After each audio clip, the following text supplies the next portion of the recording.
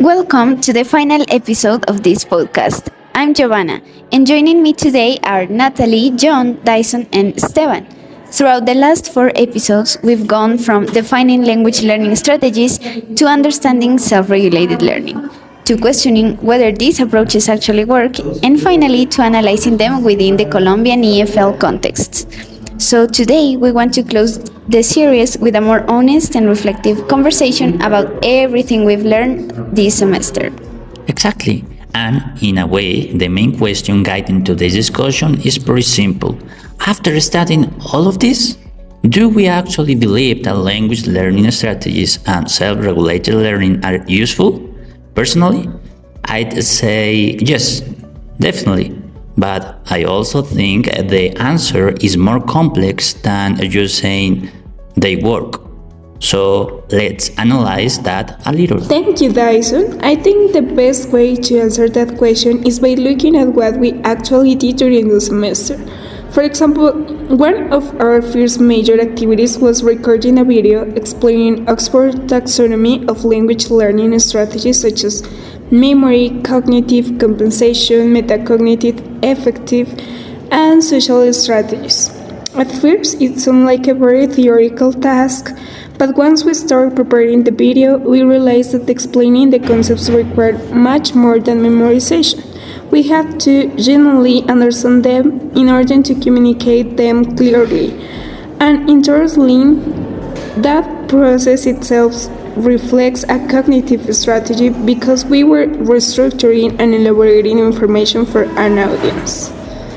And then later in the semester, we worked on a presentation connecting those strategies with a model of self-regulation, especially the features of follow-through, performance, and self-reflection. I think that was the moment when the theory started to make real sense. Suddenly, we could actually see the learning cycle in practice. For instance, planning a task or setting objectives belongs to the follow-through phase. Carrying out the activity is part of the performance phase, and evaluating whether the strategy worked corresponds to the self-reflection. Besides that, we also created concept maps and completed quizzes which pushed us to synthesize information rather than simply repeat definitions. Yes, and honestly, one of the most meaningful activities for many of us was identifying the strategies we personally use as learners. That exercise felt surprisingly revealing because the taxonomy stopped being something abstract and became something personal. We started recognizing patterns in ourselves. Some of us depended heavily on metacognitive and social strategies, while barely using affective strategies to relate it to anxiety management or self-motivation. And that kind of awareness is exactly what Zimmerman refers to when he explained that self-regulation begins with understanding your own strengths and limitations as a learner. So, based on all of that, are language learning strategies truly useful? We'd say yes, but only when they are used consciously and purposefully. In other words, strategies are effective when learners understand why they are selecting a specific strategy for a specific task, instead of applying them mechanically. Oxford actually emphasizes this point. Strategies must fit the context and the learner's goals.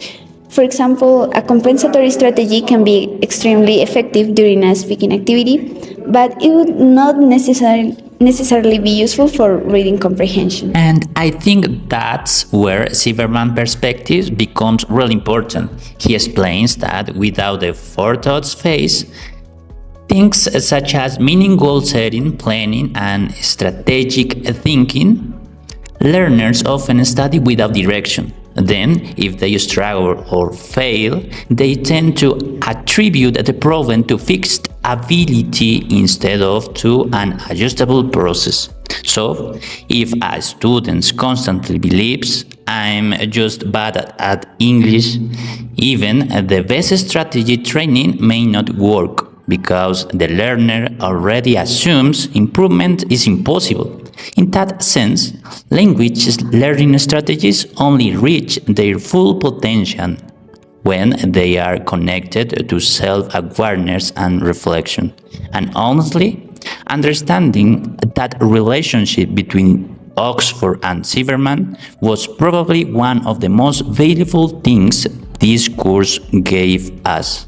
Looking back, I think we would definitely keep most of the class activities, especially the strategy identification exercise. In fact, it would probably be even more useful if students complete it both at the beginning and at the end of the course. That way, they could actually observe how their strategy use evolves over time. It will also strengthen the self-reflection phase that Zimmerman talks about. At the same time, though, one thing we will adapt is the way strategies are introduced in some educational contexts. They shouldn't be presented as a rigid checklist that students simply memorize. If someone can recitate Oxford's 6 categories perfectly but cannot apply them critically and reflectively, then the learning remains superficial. The real objective should be helping learners build a flexible and context-sensitive rapport of strategies that they can adapt according to their needs. So, for learners, our main recommendation would be to begin with self-knowledge. Before asking which strategies should I use, it's probably more important to ask which strategies am I already using and which phases of self-regulation am I neglecting? Because honestly, many students are relatively active during the performance phase. They complete activities, participate, and study, but they spend very little time planning beforehand or reflecting afterwards. And that cycle of planning, executing, and evaluating is what really distinguishes strategic learners from passive learners. And for teachers, we believe it's essential to create a safe and non-judgmental learning environment.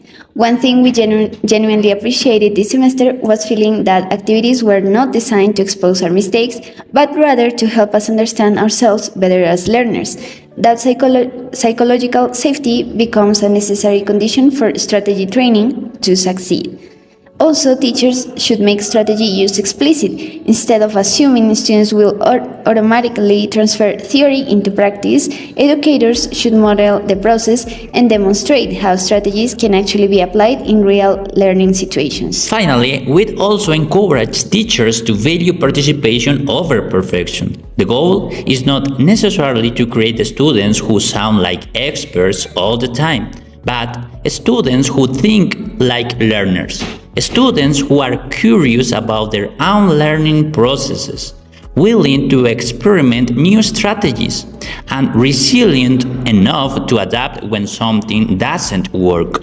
And with that, we have reached the end of our series.